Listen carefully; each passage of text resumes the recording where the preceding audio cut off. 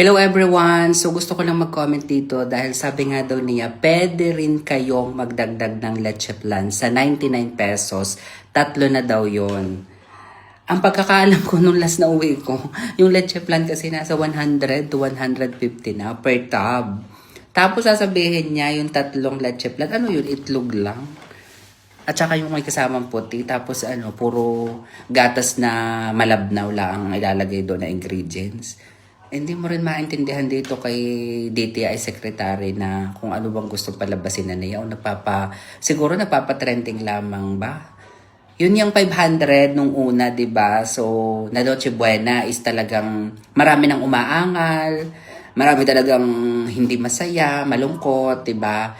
So, meron namang ibang mga nagba-vlog na kasya daw, 'di ba?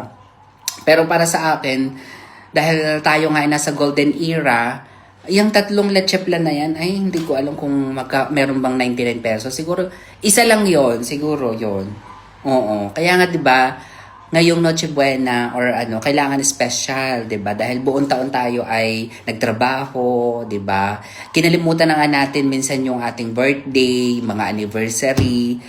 Pero sa darating na Kapaskuhan, di syempre dapat special kasi that's the birthday of our Jesus Christ ng bonggang-bongga. Pero dito sa pwede rin kayong magdagdag ng leche plan.